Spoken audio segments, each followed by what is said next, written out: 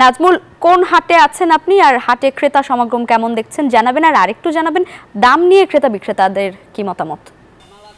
লাইবা, আপনাকে ধন্যবাদ। আপনি যেমনটি বলছেন এবং আমি রয়েছি আশুলিয়ার গরুর হাটে এবং তুরাগ নদীর তীরে অবস্থিত। এবং আমরা যদি একটু দেখাই যে এই হাটে কিন্তু যে মহিষ এবং গরু, বড় বড় মহিষ এবং গরু এসেছে এবং এই হাটে কিন্তু আমরা দেখেছি যে যেহেতু বৈরী আবহাওয়া এবং বৈরী আবহাওয়ার কারণে সাভার এবং আশুলিয়ার যে হাটগুলি 19টি হাট এখনও কিন্তু সেই হাটগুলি আসলে জমে ওঠে নেই, যার ফলে পশুর হাট কিন্তু আমরা দেখেছি যে এই পশুর হাটে কিন্তু যারা ক্রেতারা কিন্তু এখনও আসতেছে এবং যেহেতু রাত দিন 24 ঘন্টায় আসলে আশুলিয়ার এই হাটে গরু বেচা কেনা হচ্ছে। এবং আমরা যদি দেখি যে এখানকার যারা গরু কিনতে এসেছে এবং যারা বিক্রেতা তারা কিন্তু দেখছেন যে যেহেতু বড় গরুর চাহিদা রয়েছে এবং একই সঙ্গে কিন্তু ছোট গরুরও অনেক বেশি চাহিদা রয়েছে। এবং আমরা যদি একটু আপনার সাথে একটু কথা বলতে চাই যে এখানে কি গরু কিনা বেচা হচ্ছে, কেমন দাম চাচ্ছে?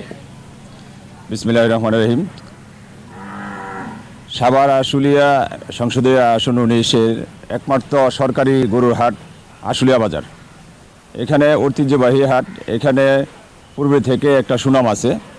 এখানে কোনো রকম দালালি নাই, চাঁদাবাজ নাই, সন্ত্রাসী নাই, মাদক নাই।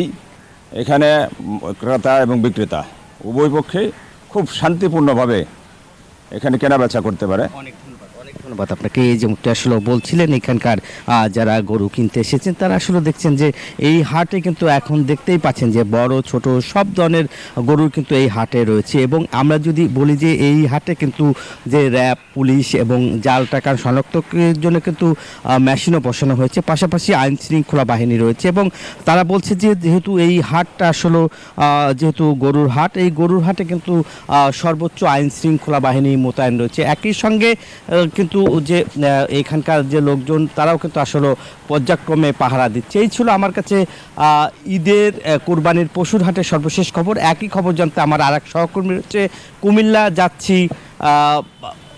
নাজমুল, আপনাকে ধন্যবাদ। আপনি যেমনটি বলছিলেন ঈদ যতই ঘনিয়ে আসছে ততই কিন্তু বাড়ছে কিন্তু পশু বেচা কেনার হাট। তেমনি কুমিল্লার 17টি উপজেলায় যে গরুর হাট বসেছে, প্রায় 401টি গরুর হাট বসেছে।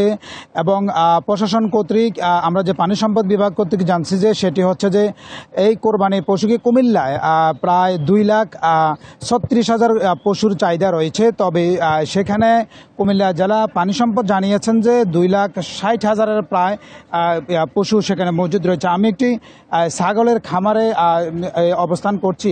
এটি হচ্ছে যে আসলে বিভিন্ন জেলা থেকে সংগ্রহ করে বকরি, যাদের কম বাজেটের মধ্যে যারা এই কোরবানি দিবেন তাদের জন্যই কিন্তু মূলত এখানে এই বকরির হাট। আমি এখানে যিনি উদ্যোক্তা রয়েছেন আমি একটু তার সাথে একটু কথা বলবো। এই যে গরুর এবং সামনে ঈদকে কেন্দ্র করে যেভাবে বাজার হচ্ছে, আপনি এখানে দীর্ঘদিন থেকে কিন্তু এই বকরির এখান থেকে বিক্রয় কেন্দ্র খুলেছেন, কেমন সাড়া পাচ্ছেন? জি, আসসালামু আলাইকুম। জি, আলহামদুলিল্লাহ আমরা যথেষ্ট সাড়া পাচ্ছি।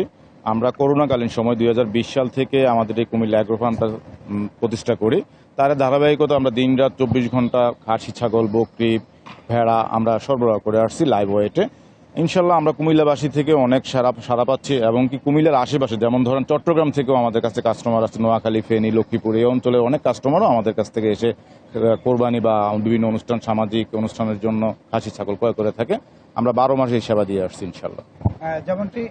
যেমনটি বলছিলেন যে এই যে বিক্রয় কেন্দ্র, যারা কম বাজেটের মধ্যে যারা কোরবানি দিবেন তারা কিন্তু এই খামার থেকে তারা এখান থেকে সংগ্রহ করতে পারেন এবং কোরবানির আগের দিনই তারা কিন্তু ডেলিভারি দিয়ে থাকেন। তো এই ছিল আমার কাছে কুমিল্লা থেকে কোরবানির পশুর হাট থেকে সর্বশেষ। চলে যাচ্ছি স্টুডিওতে লাইভা।